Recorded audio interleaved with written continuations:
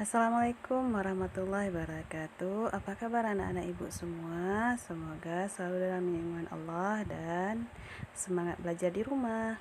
Nah, hari ini kita belajar tentang subtema 2, pembelajaran 1, halaman 44 tentang perkembangbiakan generatif pada hewan.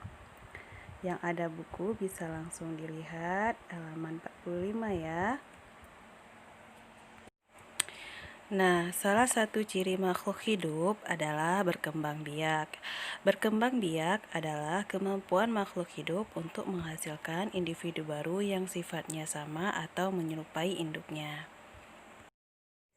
Nah, sama halnya seperti tumbuhan, hewan juga memiliki dua cara untuk berkembang biak, yaitu berkembang biak secara vegetatif dan berkembang biak secara generatif.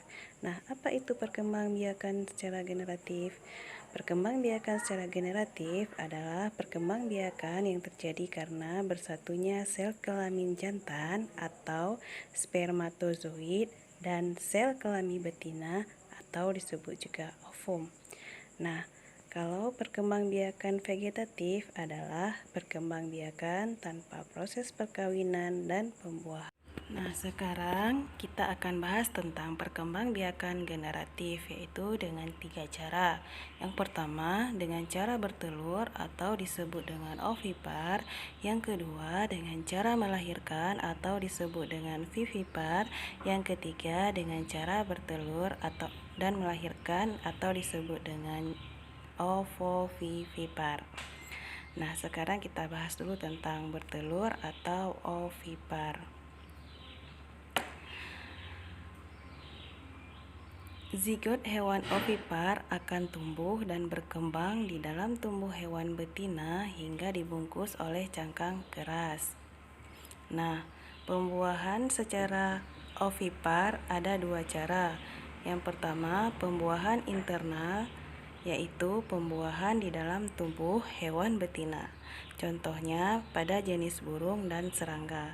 Kemudian yang kedua, pembuahan eksternal terjadi di luar tubuh hewan betina. Contohnya ikan dan amfibi. Nah, yang kedua dengan cara melahirkan atau vivipar. Embrio hewan vivipar tumbuh berkembang di dalam rahim yang merupakan ciri khas hewan mamalia. Nah, ciri khas hewan mamalia yaitu melahirkan, memiliki kelenjar susu, bernafas dengan paru-paru, dan memiliki daun telinga. Nah, yang ketiga dengan cara bertelur dan melahirkan atau disebut juga dengan ovovivipar. Contohnya seperti pada ikan pari. Embrio hewan ovovivipar ini tidak mendapat makanan dari induknya, tetapi dari dalam telur yang mengandung cadangan makanan. Nah, embrio hewan ovovivipar ini dibungkus oleh cangkang telur. Telur tetap bertahan di dalam tubuh induknya hingga menetas. Nah, itulah ciri hewan yang ketiga, ovovivipar.